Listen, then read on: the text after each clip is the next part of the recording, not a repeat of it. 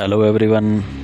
So before starting the economic survey for Himachal Pradesh Administrative Services prelims as well as mains examination, हम लोग यहाँ पे कुछ terminologies के बारे में पढ़ेंगे जो कि इकोनॉमिक सर्वे में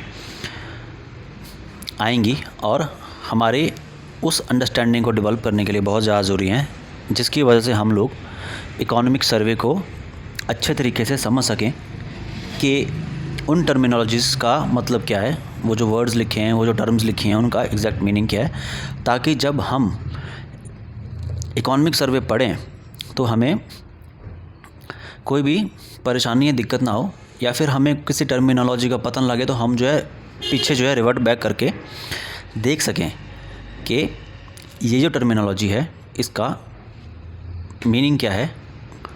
और इसी के साथ हम जो है ये सीरीज़ अपनी शुरू करते हैं। तो सबसे पहले आ गया एडवांस एस्टीमेट्स। ठीक है, ये एडवांस एस्टीमेट्स टर्म जो है ये हम लोगों को इकोनॉमिक सर्वे में ज़रूर मिलेगी। तो एडवांस एस्टीमेट्स क्या होते हैं? ठीक है, इसमें जो ये टर्मिनोलॉजी है इसमें खुद ये बता रहा है कि ये एडवांस्ड है। ठीक है, ये पहले से ही हमने जो है एस्टीमेट करके रखा हुआ है। ठीक है, कोई चीज़ अभी हुई नहीं है लेकिन उसका एस्टीमेट करके रखा हुआ है। तो advanced estimates are estimates for the different sectors of the economy. ठीक है, तो एडवांस्ड एस्टीमेट्स क्या होते हैं? ये एस्टीमेट्स हैं for different sectors of economy, और ये ब्रॉडली ठीक है हमें एक आइडिया प्रदान करते हैं कि कैसे एक इकोनॉमी जो है is expected to perform in an upcoming financial year. ठीक है, तो एडवांस एस्टीमेट्स जो हैं वो एस्टीमेट्स एंड डिफरेंट सेक्टर्स के एक इकोनॉमी में जो कि हमें एक ब्रॉडली ठीक है एक आइडिया देते हैं, ब्रॉडली एक आइडिया देते हैं कि जो इकोनॉमी है वो हम कैसे एक्सपेक्ट करेंगे, वो परफॉर्म कैसे करेगी आने वाले फाइनेंशियल ईयर में। तो जो एडवांस एस्टीमेट्स हैं उन्हें कौन रिलीज़ करता है? तो एडवांस एस्टीमेट्स जो है उसे सेंट्रल स्टैटिस्टिक्स ऑफिस CSO ठीक है रिलीज़ करती है फॉर डिफरेंट मिनिस्ट्रीज़। ठीक है, तो प्रीलिम्स के लिए यहाँ पे इंपॉर्टेंट क्या है? प्रीलिम्स के लिए यहाँ पे इंपॉर्टेंट है the full form of CSO central statistics office. ठीक है, अभी जो है full expansion of full forms जो है कम क्वेश्चंस पूछे जा रहे हैं प्रीलिम्स में, लेकिन पहले जो है 4-5 साल पहले काफ़ी ज़्यादा पूछे जा रहे थे। तो हो सकता है एक आधा क्वेश्चन आ जाए, क्योंकि अब जो है क्वेश्चंस में अगर आप देखेंगे प्रीलिम्स में तो एक क्वेश्चन का जो है सब पार्ट बनाया जाता है। तो हो सकता है किसी सब पार्ट में जो है CSO की फुल फॉर्म आ जाए।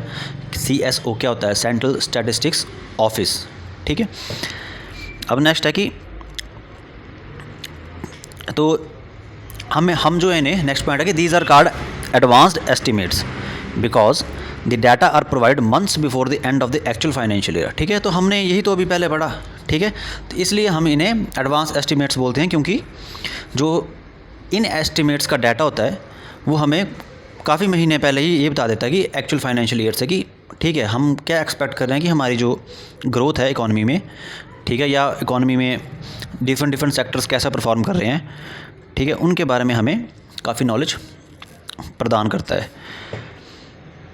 जो मिनिस्ट्रीज़ हैं वो 4 प्रकार की रिपोर्ट्स एडवांस एस्टीमेट्स जो हैं पब्लिश करती हैं। तो first advance estimates, second advanced estimates, third and fourth advance estimates. ठीक है, तो हमारे लिए इंपॉर्टेंट क्या है? फर्स्ट एंड सेकंड ज़्यादा इंपॉर्टेंट है, क्योंकि ज़्यादातर इकोनॉमिक सर्वे में फर्स्ट और सेकंड के ही एडवांस एस्टीमेट्स के ही बारे में आपको पॉइंट्स मिलेंगे। ठीक है, तो फर्स्ट एडवांस एस्टीमेट्स क्या होते हैं, कब आते हैं? वो जनरली जो जनवरी होता है उसके बिगिनिंग में। ठीक है, तो जो नया साल है उसके बिगिनिंग में एडवांस एस्टीमेट्स आएंगे। और सेकंड एडवांस एस्टीमेट्स जो हैं वो लास्ट वीक ऑफ फरवरी। ठीक है, जो फरवरी का जो लास्ट वीक है उसमें सेकंड एडवांस एस्टीमेट्स आते हैं। ठीक है, तो ये factual point prelims point of view से ठीक है इंपॉर्टेंट हो सकता है। अब नेक्स्ट है कि फर्स्ट एडवांस एस्टीमेट्स। जो कंसेप्ट है एडवांस एस्टीमेट्स का, ठीक है, उसको जो है इंट्रोड्यूस किया गया था इंडियन इकोनॉमी में 2016-17 में। ठीक है, जब जो फर्स्ट एडवांस एस्टीमेट रिपोर्ट थी उसे पब्लिश करा था CSO ने, सेंट्रल स्टैटिस्टिक्स ऑफिस ने। ठीक है, और नेक्स्ट पॉइंट बोलता है कि usually the first advance estimates are released soon after the third fiscal quarter, but it does not include the data from this quarter. ठीक है, तो ये यहाँ पे क्या बोलना चाह रहा है कि जो फर्स्ट एडवांस एस्टिमेट है, ठीक है, वो जो है हम थर्ड क्वार्टर के एंड में जो है रिलीज़ कर देते हैं। ठीक है, तो थर्ड क्वार्टर का एंड क्या हुआ, थर्ड क्वार्टर कब एंड होता है, दिसंबर में एंड होता है। ठीक है, जो हमारे 4 क्वार्टर होते हैं अप्रैल से लेकर के 31 मार्च तक, 1 अप्रैल से लेकर के 31 मार्च तक, तो अप्रैल मई जून फर्स्ट क्वार्टर, जुलाई अगस्त सितंबर सेकंड क्वार्टर, अक्टूबर नवंबर दिसंबर थर्ड क्वार्टर। ठीक है, तो यहाँ पे हमने अभी ऊपर पढ़ा, ठीक है, कि फर्स्ट एडवांस एस्टिमेट जो है वो बिगिनिंग ऑफ द जनवरी, वही बात ये बोल रहा है। ठीक है, लेकिन जो फर्स्ट एडवांस एस्टिमेट है वो थर्ड क्वार्टर का डाटा इंक्लूड नहीं करता है, वो फर्स्ट और सेकंड क्वार्टर का इंक्लूड करता है। ठीक है, और जो डाटा होता है थर्ड क्वार्टर का वो कौन से एडवांस एस्टिमेट में होता है, सेकंड एडवांस एस्टिमेट में कवर होता है, जो कि फरवरी के लास्ट वीक में रिलीज़ किया जाता है। यही हमने ऊपर पढ़ा। ठीक है, अब आते हैं सेकंड पॉइंट है। सेकंड पॉइंट पढ़ने से पहले हमने एडवांस एस्टिमेट्स पढ़ लिया। ठीक है, ये क्या होता है। अब नेक्स्ट है रिवाइज्ड एस्टिमेट्स।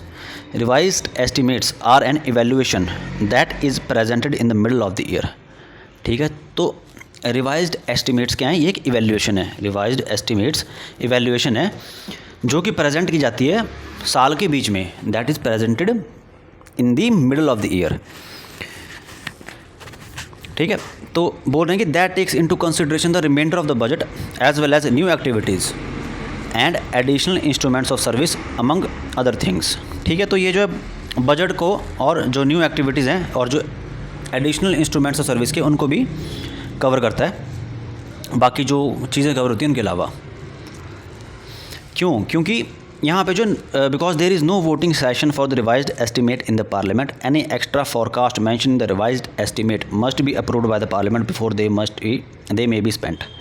ठीक है, क्योंकि वोटिंग सेशन नहीं होता है रिवाइज्ड एस्टिमेट्स में पार्लियामेंट में, और जो भी एक्स्ट्रा फोरकास्ट है रिवाइज्ड एस्टिमेशन में उसे जो है अप्रूव किया जाता है पार्लियामेंट से before they may be spent. ठीक है, तो स्पेंडिंग से पहले ही उसे अप्रूव कर दिया जाता है। अब नेक्स्ट पॉइंट आता है पर कैपिटा इनकम। ठीक है, तो पर कैपिटा इनकम क्या होती है, ये मेजर है of the amount of money earned पर पर्सन इन अ नेशन और जोग्राफिक रीजन। ठीक है, तो पर कैपिटा इनकम होती है कि कितनी अमाउंट ऑफ मनी जो है वो पॉपुलेशन ने, पीपल ने अर्न करी है पर पर्सन जो है एक नेशन में और in a defined geographic reason. ठीक है, तो अमाउंट ऑफ मनी के बारे में है पर कैपिटा इनकम जो है। और नेक्स्ट लाइन में बोलते हैं कि जो पर कैपिटा इनकम है is use to determine the average per person income for an area and to evaluate the standard of living and quality of life of the population. ठीक है, तो जो पर कैपिटा इनकम है वो क्या determine करने के लिए यूज़ होती है, एवरेज पर पर्सन इनकम। ठीक है, एवरेज पर पर्सन की जो एवरेज इनकम होती है of an area. For example मान लो कि एक जोग्राफिकल रीजन है, वहाँ की पॉपुलेशन जो है वो 1000 है। ठीक है, अब जो सबसे रिच आदमी है उसने कुछ अमाउंट कमाया होगा, सबसे जो पुअर आदमी है उसने कुछ अमाउंट कमाया होगा, जो मिडिल क्लास है उसने कुछ अमाउंट कमाया होगा। ठीक है, तो जो 1000 की पॉपुलेशन है, मान लो कि total in the end of the year और in a specified period of time 1 lakh रुपया इनकम बन के आ रही है। ठीक है, तो 1 लाख को हम 1000 से डिवाइड करेंगे तो पर कैपिटा इनकम कितनी आएगी, 100। ठीक है, ये सिर्फ एक एग्जांपल देने के लिए था कि पर कैपिटा जो है वो एवरेज निकालती है। ठीक है, स्टैंडर्ड ऑफ लिविंग का, पीपल का और क्वालिटी ऑफ लाइफ जो है पॉपुलेशन की। और जो पर कैपिटा इनकम है नेशन की उसे हम कैलकुलेट करते हैं by dividing the country's national income by its population. ठीक है, तो per capita income of a country क्या होती है, is equal to per capita income of a country is equal to national income. ठीक है, तो कंट्री की जो नेशनल इनकम थी उसको डिवाइड करेंगे टोटल पॉपुलेशन से। अब नेक्स्ट है GDP. GDP at constant prices, इसे हम नेक्स्ट वीडियो में करेंगे। अभी के लिए इतना ही। अभी इसी को ही देखो, इसी को पढ़ो। Thank you.